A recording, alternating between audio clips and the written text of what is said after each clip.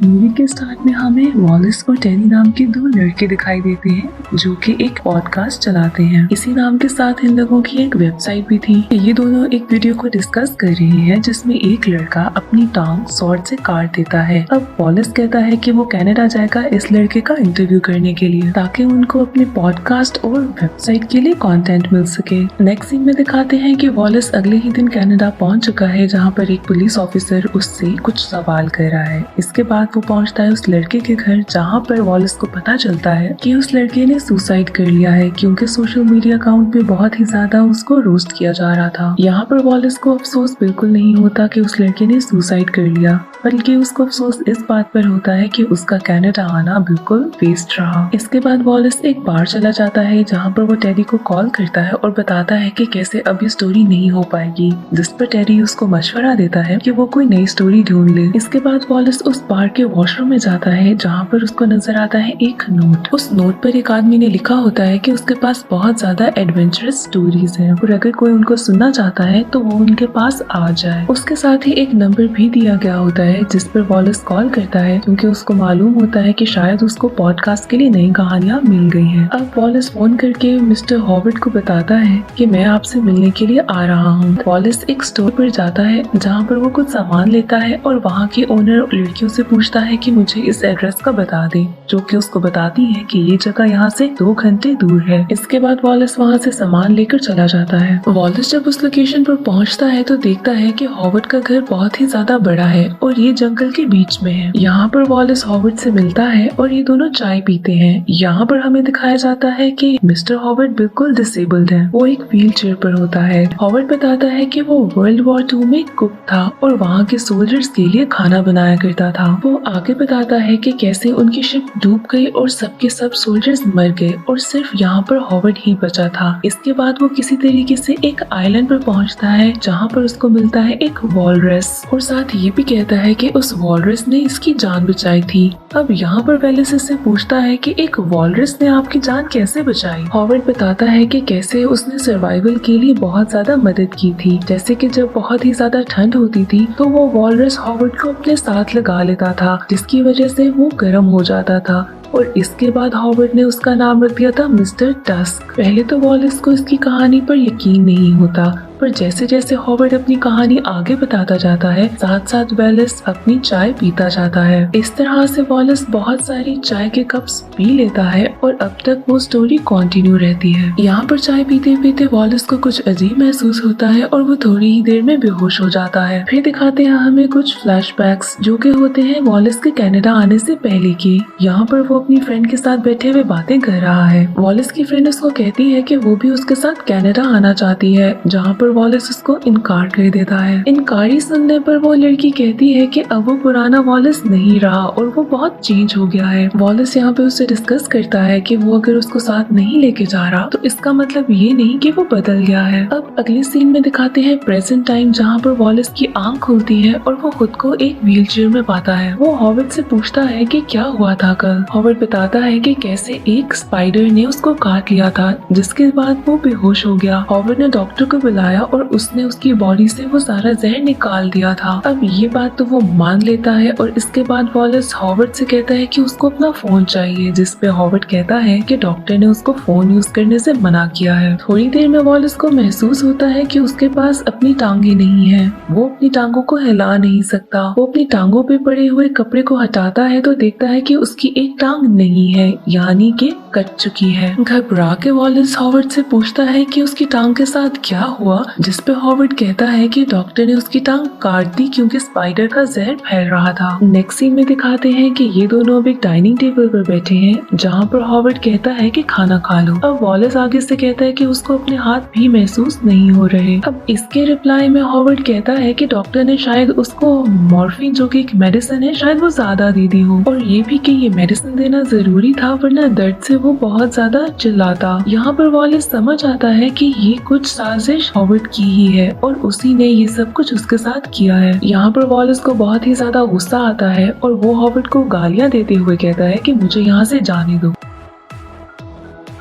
Scene थोड़ा shocking है जहाँ पर हॉवर्ड उठ के चलता है और वॉलिस के पास आता है, उसको एक बहुत ही जोरदार थप्पड़ मारता है और कहता है कि चुप हो जाओ। इससे अब हमें पता चल जाता है कि हॉवर्ड सिर्फ झूठ बोल रहा था कि वो डिसेबल्ड है। दूसरी तरफ दिखाते हैं कि वॉलिस की दोस्त एली अब बहुत ज्यादा रो रही है क्योंकि वॉलिस ने उसे 2 दिन से कॉल नहीं की। वो अपने सामने बैठे बंदे को बताती है कि वॉलिस को उसकी बिल्कुल ही कोई परवाह नहीं और वो बहुत ही ज्यादा परेशान है। एली वॉलिस को कॉल करती है। जब फोन रिंग करता है तो वॉलिस उसी व्हीलचेयर पे फोन के पास जाता है, पर इससे पहले कि वो फोन पिक कर सके कॉल एंड हो जाती है, जिससे एली को लगता है कि वॉलिस उसको इग्नोर कर रहा है। यहाँ पर वॉलिस एली को एक वॉइस नोट भेजता है जिसमें वो बताता है कि कैसे एक अनजान आदमी ने उसको अपने घर पे कैद कर रखा है। साथ ही साथ ये भी बताता है कि कैसे उसकी एक टांग भी काट दी गई है। वो एली को वॉइस नोट में उस घर का एड्रेस भी भेजता है और बताता है कि वो जल्दी आके मदद करे। इसके बाद वॉलिस टेडी को भी एक वही वॉइस नोट भेजता है, जहाँ पर नेक्स्ट सीन में हमें दिखाते हैं कि एली के साथ जो बंदा था वो टेडी ही था, बट यहाँ पर टेडी वॉलिस के वॉइस नोट्स को इग्नोर कर देता है। दूसरी तरफ जब वॉइस नोट भेजा जा रहा होता है तो पीछे से हॉवर्ड आता है और वॉलिस के सर पे एक डंडा मार देता है। इसके बाद वॉलिस बेहोश हो जाता है। अब अगली सुबह दिखाते हैं कि एली अपना फोन चेक करती है और वो वॉलिस का मैसेज देखकर बहुत खुश होती है, पर जब वो वॉइस नोट सुनती है तो बहुत ही ज्यादा परेशान हो जाती है। वो टेडी को भी वो वॉइस नोट सुनाती है, जिसके बाद ये दोनों कनाडा जाने के लिए तैयार हो जाते हैं। अगले सीन में हमें एक बहुत ही खौफनाक चीज दिखाई जाती है कि कैसे हॉवर्ड वॉलिस का ऑपरेशन कर रहा है। हॉवर्ड ने वॉलिस की दोनों टांगे काट दी थी और उनसे 2 टीथ बना लिए थे। साथ ही में उसने वॉलिस के दोनों हाथों को आपस में स्टिच कर दिया था क्योंकि वो चाहता था कि वो वॉलिस की तरह मूव करे। इसके साथ साथ उसने वॉलिस की टंग भी काट दी थी। ये सब हॉवर्ड इसलिए कर रहा था क्योंकि वो चाहता था कि वो वॉलिस को मिस्टर टस्क बना सके। अगली सुबह एली और टेडी पहुंच जाते हैं कनाडा, जहां पर वो ढूंढने लगते हैं वॉलिस को। जहां पर दूसरी तरफ दिखाते हैं कि हॉवर्ड ने वॉलिस को पूरे तरीके से एक वॉलिस में कन्वर्ट कर दिया है। इसके बाद वो वॉलिस को बुलाने लगता है मिस्टर टस्क और उसी तरीके से उसको ट्रीट करता है जैसे कि वो उस वॉलिस को कर रहा था जिसने वर्ल्ड वॉर में बचाई थी जान हॉवर्ड की, क्योंकि वो मिस्टर टस्क को थैंक यू कहना चाहता था। दूसरी तरफ दिखाते हैं कि एली और टेडी वॉलिस की पिक्चर लेके हर जगह जाते हैं कि शायद किसी ने उसको देखा हो, पर उनको कोई हेल्प नहीं मिलती। ना मिलने के बाद ये दोनों जाते हैं पुलिस स्टेशन, जहाँ पर वो पुलिस ऑफिसर को बताते हैं कि कैसे उनका दोस्त वॉलिस किडनैप हो गया है। यहाँ पर पुलिस ऑफिसर इनको बताता है कि हो सकता है आपका दोस्त आपसे मजाक कर रहा हो क्योंकि हॉवर्ड नाम का बंदा यहाँ पर कहीं भी नहीं रहता। इसके साथ वो ये भी बताता है कि कुछ दिन पहले एक बंदा आया था जो कि हॉवर्ड नाम के ही बंदे को ढूंढ रहा था। उस बंदे का नाम था गाय और वो एक रिटायर्ड कॉप था। साथ ही में वो उनको उनका नंबर भी देता है ताकि वो उस गाय से मिल सके। दूसरी तरफ दिखाते हैं कि वॉलिस बहुत ही ज्यादा दर्द में है और हॉवर्ड यहाँ पर उसको कहता है कि तुम्हें तैरना होगा और वो इसीलिए उसको पानी में डाल देता है, जहाँ पे वो जबरदस्ती तैरने की कोशिश करता है बट नाकाम हो रहा होता है। यहाँ पर जब वो तैरने की कोशिश करता है तो अंदर उसको एक बॉडी नजर आती है जो कि बिल्कुल उसी की तरह होती है।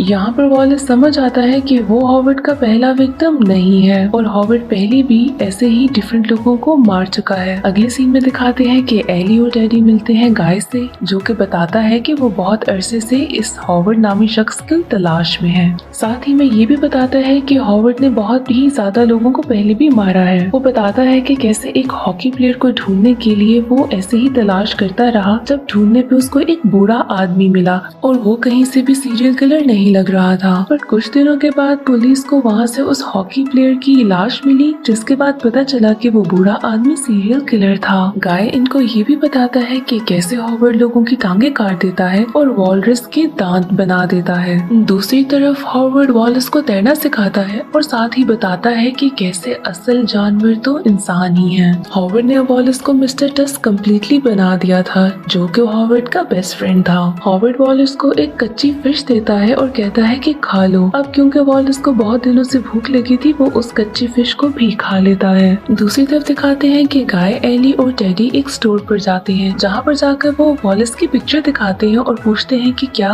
किसी ने इसको देखा है। ये वही स्टोर होता है जहाँ पर वॉलरस पहले आता है और एड्रेस पूछता है, जहाँ पर ये दोनों लड़कियाँ बताती हैं कि ये बंदा आया था और वो साथ ही वो एड्रेस भी देती है जो पूछा था। दूसरी तरफ दिखाते हैं कि हॉवर्ड अब भी वॉलरस को तैरना सिखा रहा है।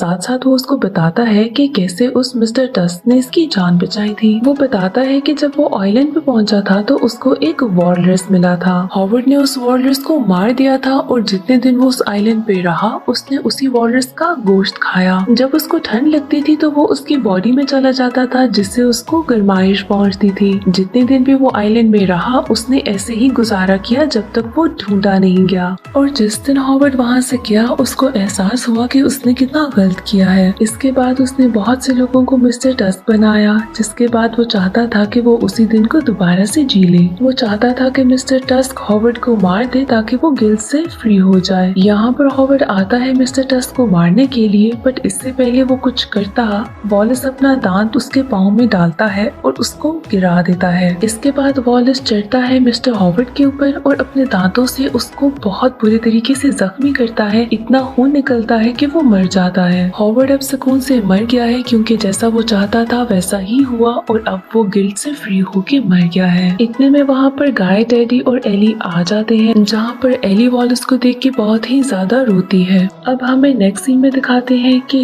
वॉलस को एक वाइल्ड लाइफ ज़ू में छोड़ दिया गया है, जहाँ पर टेडी और एली आकर उनसे मिलती हैं। ये दोनों वॉलस को एक फिश भी देते हैं जो उनके सामने ही वो फिश खा लेता है। यहाँ पर एली वॉलस को देखकर रोती है और ये दोनों वहाँ से चले जाते हैं, जिसके बाद दिखाते हैं कि वॉलस भी रो रहा है। वॉलस के रोने से हमें ये अंदाजा होता है कि उसमें इंसानियत अब भी बाकी है और यहाँ पर मूवी एंड हो जाती है।